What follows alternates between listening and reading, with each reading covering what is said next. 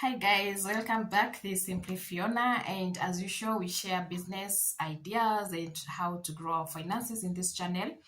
And today, I want to talk to somebody who only has, let's say, an amount between 5,000 and 20,000. So you have 20,000, 15, 16, 10, 5, and you're wondering, what can I do with that money? Everybody, everywhere you check on Facebook, people are complaining how the economy is bad, how businesses are not moving. And so you're like, what can I do with that little amount of money? Or what can I do so that this money can provide me with my daily needs? And of course, it can be a source of income for you today and going forward. So today, I want to share those 5 ideas that you can use if you have 20,000, 15,000, 10, 5. And most of all, I always say for you to start a business, you need to have your passion. You need to have passion for the business. Whichever business you are opening, if you're not dedicated, if you're not going to commit to it, if you're not going to be disciplined, then it is not going to grow. Every business deserves those things. It also deserves persistent. You must keep on showing up even when it feels like it's dark. You must keep on showing up even if it feels like it's the only thing you're doing and there is no remarkable result. You can't tell somebody, I achieved this yesterday. So if you're new here, my name is Fiona. Please remember to subscribe to my channel, like this video, also share me out. And of course, after sharing the ideas, comment down below there. Let me know what you feel about it. So my very first business idea that I'm going to share is the easiest that you can start, which is Mutumba business. In Mutumba, I've shared videos about this before. You can check in this channel. In Mutumba business, you just need to determine whom is your target customer and where are they. You do a simple market research of the person that you are targeting, the customer that you are targeting. You can't be targeting somebody in Kinangop and sell them that light clothes. You can't be targeting somebody in Mombasa and you take them the fleece blankets or the fleece jackets, because Mombasa, the heat is already on. It's too hot. So they need clothes that are lightweight. Someone in Kinangop, someone in Aberdare, someone in Meru, they require clothes that are heavy.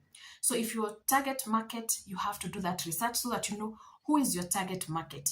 Mtumba business, I would say it's one of the easiest, and it gives you like double profit. You get something at 100, you can sell it minimum 200. You get something at 200, you can even sell it for 500, 600, depending on your bargaining skills with your customer. So Mtumba, you can start selling men clothes, which are so many of them. You have trousers, shirts, vests, boxers, coats, jackets. You can also sell kids clothes. You can also sell ladies, and they are variant. You can sell dresses, you can sell skirts, you can sell tops, chiffon tops, cotton tops. You just need to determine what you feel like you lead you something that you can do. It don't have to be your passion, but create an interest in it. Like, I don't have to like such t-shirts, but if I create an interest in it, I'll be able to choose something that is able to sell. So Mtumba business is one of the businesses you can start if you have that 5,000 now. You just need to go to select. I won't tell you to go for a bill.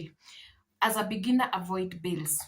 Go to select, so that as you select, you come realizing what your customer needs, what they are looking for, what is moving fast and what is not moving. Go select pieces in Gikomba, in Korogosho, in Toy Market. Then after you're done selecting, then with time you'll be able to handle a bill so that you're able to select which is the first camera, second. Then I'll do that in another video, not this one. It might make this one so long. So Mtumba business is an easy one. You just need to have your capital, determine who is your customer, your target customer, and start. The other business I would tell you to start is baby shop. Baby shop currently is booming. I think people having more babies. You've seen Nila baby shop, and there are so many baby shops you can check online. See what they're doing. Baby shop is something that if you you do your market research well, and don't put it in put it in an environment where you have kids, PP1, PP2 kids, and the baby class in a growing environment. I'll give you an example. If in Nairobi, there is Kayole, there's Eastlands. Okay, Kayole is in Eastlands. There's the sides of Kawa West, There's the signs of Kawangware. You always find there's a growing population. Madare, there's a growing population. Those are the people that you should target with your clothes, your baby shop. Mothers who are giving birth, children who are growing, they need clothes because they outgrow clothes so fast. You cannot you can start a baby shop that is mtumba, but also you can start a baby shop that is new clothes. Parents will always let their kids look good. Parents always invest in their kids as long as your prices are in accordance to the target customer, because you can't come to sell for somebody who is not able to afford a cloth at 3,000. Sell them clothes that they can afford.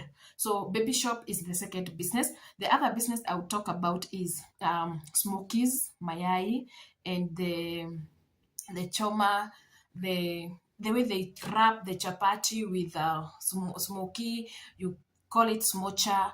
There's the Rolex. Just determine what you want to start with.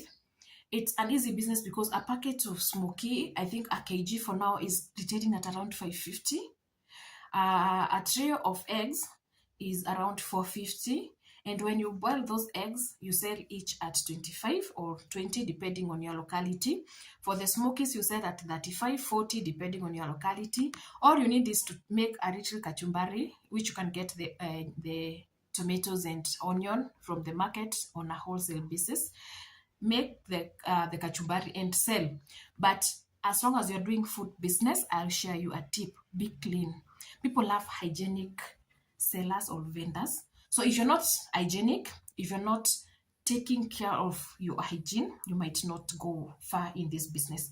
So mayai, smoky, smocha, rorex, all those are things that can really give you money, and you can able to start with your 10,000 shillings, because you can start with a bucket, then save up to buy a trolley. But if you have the 20,000, you start with a trolley. A second hand trolley goes for around 3,500, 3,500, and then a packet of smoke. You can start with one, depending on how, as you check the market and you know when people are buying more, so that you can increase another packet as you go. The other business I would talk about is groceries. Groceries is the kawaida kibada story. I said if you live in a highly populated area, this is the best business for you. Kibada, you just talk with someone who wants a house or an apartment.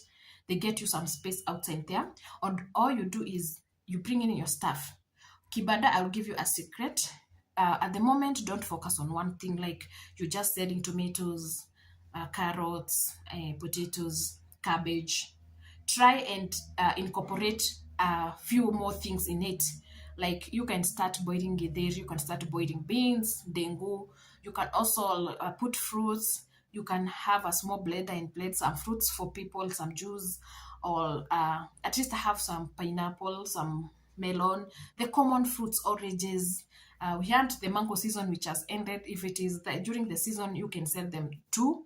So for your kibada, for you to make something, I might not be wanting to buy tomatoes, but I might be wanting to eat a melon. I might not be wanting to buy a melon, but I want to take some juice. So the other thing, you can also boil githeri, beans. You might find people that want to buy beans so that they can go and cook rice or dengu or githeri, then go and stew.